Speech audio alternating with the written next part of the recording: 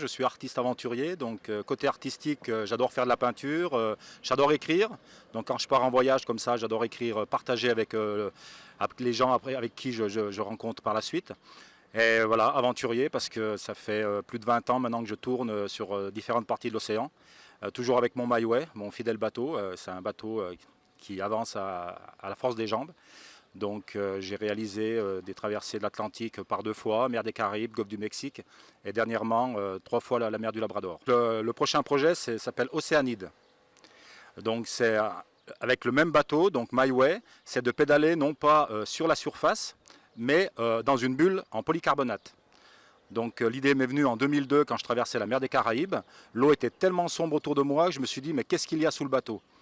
Et voilà, après presque 20 ans plus tard, je me suis dit il faut vraiment que je me lance dans ce projet. Et je voulais vraiment que le projet soit aussi côté scientifique.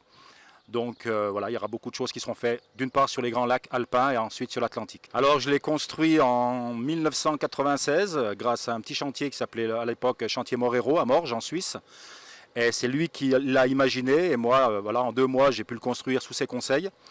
Et c'est un fabuleux bateau, c'est plus qu'un bateau pour moi. Avec lui, on a fait 20 000 km, comme je disais tout à l'heure.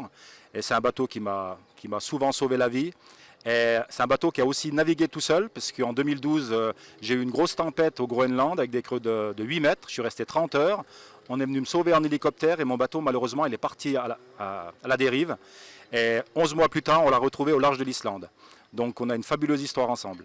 Si tout va bien, cet été, on fait des essais sur le lac, ce qui servira ensuite pour tester le bateau pour aller sur l'Atlantique l'hiver prochain. Et sur le lac, on va aussi en profiter pour faire des grandes recherches scientifiques avec l'INRA de Thonon-les-Bains et l'Université Savoie-Mont-Blanc. Oui, alors l'INRA de Thonon-les-Bains a un centre de recherche qui s'intéresse aux grands lacs, les grands lacs périalpins. Et donc on a été sensible au projet de Didier Bovard, et donc de ce côté aventurier, mais qui peut aussi amener plein de choses pour la recherche. Et donc on a fait une petite collaboration avec lui pour tout simplement l'aider déjà dans sa démarche, et puis profiter en fait des nombreux tests qu'il va faire et de l'entraînement qu'il va faire sur le Léman pour équiper son bateau. Alors ça veut dire quoi? Ça veut dire qu'on lui a proposé de pouvoir collaborer avec lui de manière à ce que son bateau soit équipé avec différents types de capteurs et un sondeur halieutique. Alors qu'est-ce que ça veut dire? En fait, le sondeur halieutique, ça va être un sondeur dernière génération qui est créé par une société qui s'appelle Simrad et qui va avoir pour vocation d'avoir une meilleure idée de la répartition et de la taille des poissons sur l'ensemble de l'écosystème. C'est quelque chose qui est quasiment impossible à faire si on n'a pas quelqu'un qui passe beaucoup de temps sur le lac. Et voilà, c'est la chance qu'on a avec le projet de Didier. Et puis on ne va pas se contenter de ça, entre guillemets, on va donc aussi équiper ce bateau avec des capteurs. Donc des capteurs, c'est quoi? Ce sont des petits instruments qui vont mesurer certaines choses. Alors ces choses, en l'occurrence, ça va être la température de l'eau, ça va être le pH, ça va être la conductivité, ça va être aussi la chlorophylle, qui sont en fait des indicateurs de la biologie, de l'écologie, de l'état de santé en fait du Léman.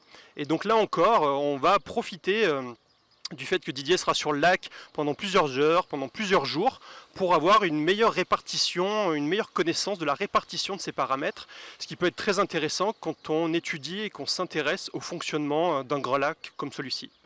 Voilà, nous allons faire une petite visite guidée de mon bateau, appelé scientifiquement un hydrocycle, MyWay. Donc là, nous pouvons apercevoir à l'arrière la table à cartes avec des caissons étanches où je mets principalement de la nourriture lyophilisée. Là, dans le grand trou se trouvera la batterie. De chaque côté, tribord et bâbord, donc là il y a des équipets qu'on peut voir. Où je mettrai aussi de lyophilisé et des petites pièces qui ne sont pas dangereuses en cas de tempête pour éviter que ça vole dans le bateau. Et voici l'avant du bateau avec ma couchette.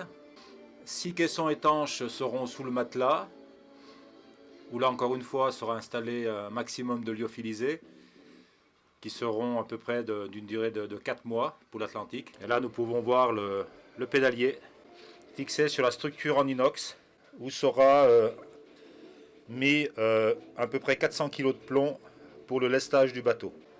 Donc je reviens à l'arrière pour expliquer aussi qu'il y aura des instruments de bord qui seront fixés sur la table à cartes, donc GPS, CB, lecteur CD aussi, parce que j'écoute beaucoup de musique, principalement du Elvis Presley bien sûr.